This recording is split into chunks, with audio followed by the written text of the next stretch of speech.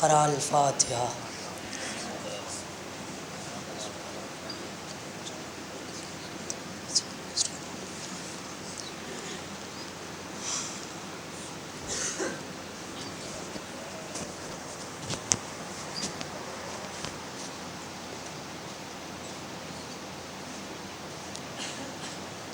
لا حول ولا قوة إلا بالله العلي العظيم. اعوذ باللہ من الشیطان الرجیم. بسم اللہ الرحمن الرحیم. الحمد للہ الذی ہدانا لہذا وما كنا لنهتدی لولا ان هدانا اللہ لقد جاءت رسل ربنا بالحق ثم الصلاة والسلام وتحیۃ والاکرام علی محبوب رب المشرقین ورب المغربین جد الحسن والحسین ابی القاسم محمد صلوات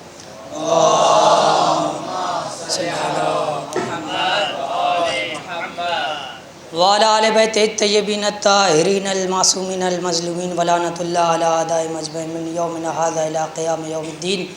اما بعد فقد قال اللہ تبارک و تعالی فی کتاب الحکیم وهو اصدق الصادقین وقولہ الحق. بسم اللہ الرحمن الرحیم.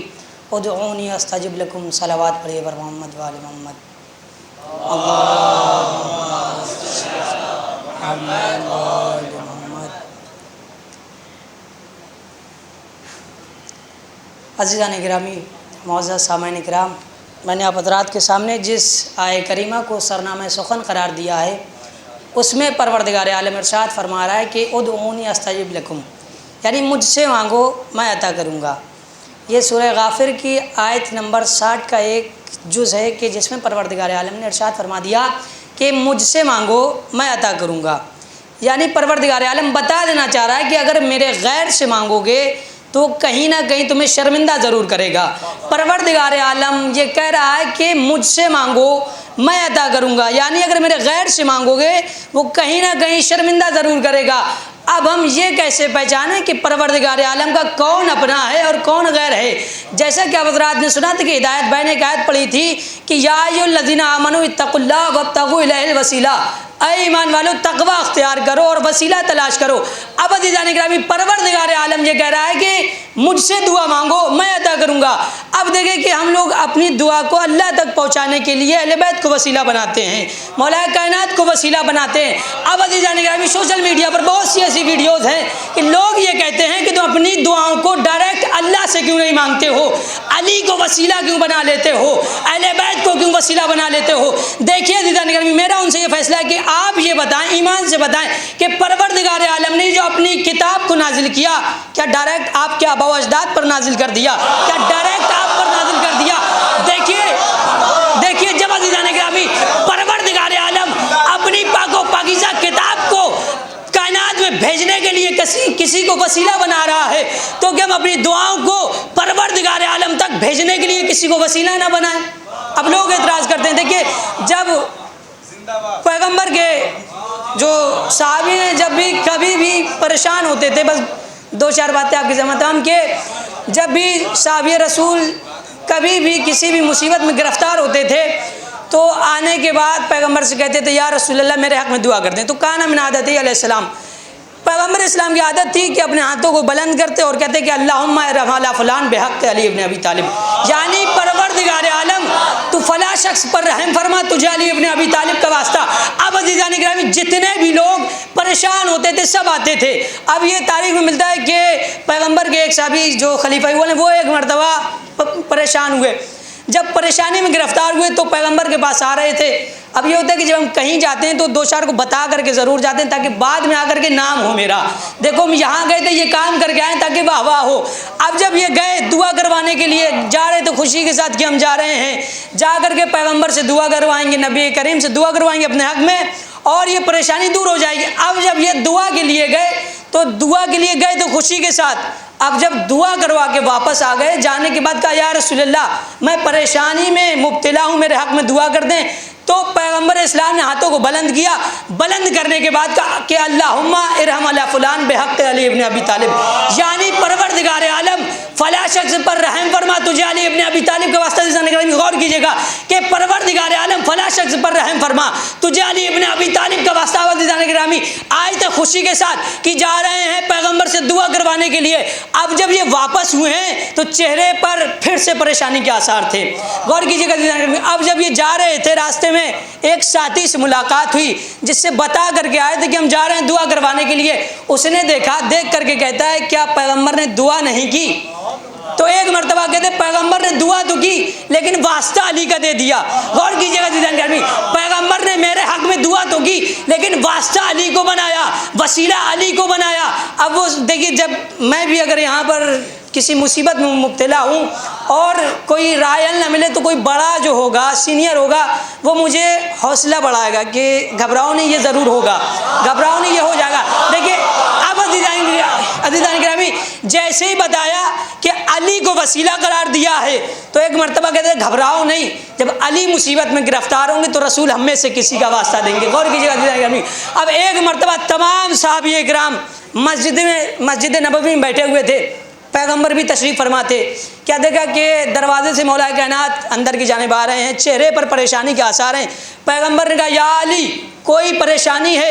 मौला कायनात ने कहा या रसूल अल्लाह परेशानी है, मैं दुआ के लिए आया हूँ। अब देखिए जितने भी लोग बैठे थे निगाहों में बातें हो रही हैं कि अब देखो अली मुसीबत में गिरफ्तार हैं, अब रसूल आज हम में से किसी का वास्ता देंगे, आज हम में से किसी को वसीला करार देंगे। अब जैसे ही मौला कायनात अंदर आए, पैगंबर इस्लाम ने हाथों को बुलंद किया, बुलंद करने के बाद कहते हैं कि अल्लाहुम्मा इरहम अली इब्न अबी तालिब बिहक़्क़ि अली इब्न अबी तालिब। गौर कीजिएगा, जैसे ही पैगंबर इस्लाम ने ये कहा अब साहबियों से बर्दाश्त ना हुआ, तड़प करके पूछ लिया या रसूल अल्लाह ये कौन सी बात है? फला पर मुसीबत आए तो भी अली का वास्ता, हम पर मुसीबत आए तो भी अली का वास्ता, अली पर मुसीबत आए तो भी अली का वास्ता। एक मरतबा पैगंबर इस्लाम ने कहा तुम अपनी बात करते हो, जब मुझे अपनी दुआ कबूल करवानी होती है तो मैं भी अली का वास्ता देता हूँ।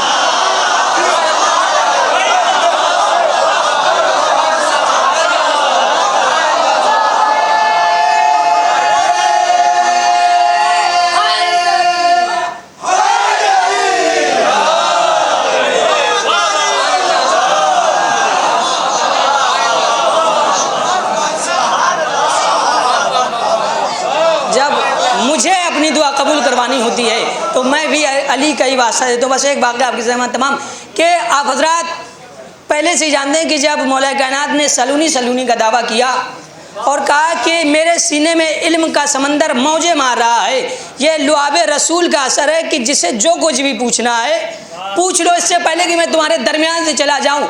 उसी मजमे में एक शख्स था कि जिसका नाम था वालिब यमानी। वो उठा और उठने के बाद कहता है या अली आज आपने बहुत बड़ा दावा कर दिया है, या अली आज आपने बहुत बड़ी बात कह दी है। आज मैं आपसे एक ऐसा सवाल करूंगा कि जिसका जवाब देने से आप कासिर रहेंगे, आप कभी भी उसका जवाब नहीं दे पाएंगे। मौलाए कायनात ने कहा तुम अपना सवाल तो पेश करो, जवाब देने की जिम्मेदारी मेरी, अपना सवाल बोलो। एक मरतबा वो कहता है कि आप ये बताइए क्या कभी आपने खुदा को देखा? देखिए अज़ीज़ान गौर कीजिएगा, जैसे ही मौला कायनात ने कहा कि जो पूछना है पूछो, अब वालिब यमानी कहता है या अली अय अमीरुल मोमिनीन ये बताएं क्या कभी आपने खुदा को देखा? तो एक मरतबा मौला कायनात ने कहा मैं उस खुदा की इबादत ही नहीं करता कि जिसको देखा ना हो। गौर कीजिएगा अज़ीज़ों कि मैं उस खुदा की इबादत ही नहीं करता कि जिसको मैंने देखा ना हो। अब एक मरतबा मजमे को खिताब करके कहता है ये देखो ये हैं अली, हमसे कहते हैं कि खुदा को कभी देखा नहीं जा सकता, अगर इंसान मर जाए मरने के बाद भी नहीं देख सकता, रोज़े क़यामत भी खुदा को नहीं देख सकता, और यहाँ पर बैठ करके चैलेंज कर रहे हैं कि मैं उस खुदा की इबादत ही नहीं करता कि जिसको देखा ना हो। एक मरतबा मौलाए कायनात ने कहा शख्स ज़रा सुन, बस तुझ में और मुझ में यही फ़र्क है कि मैंने खुदा को निगाह बसारत से नहीं बल्कि निगाह बसीरत से देखा है। सलावत पढ़िए बर मोहम्मद व आले मोहम्मद।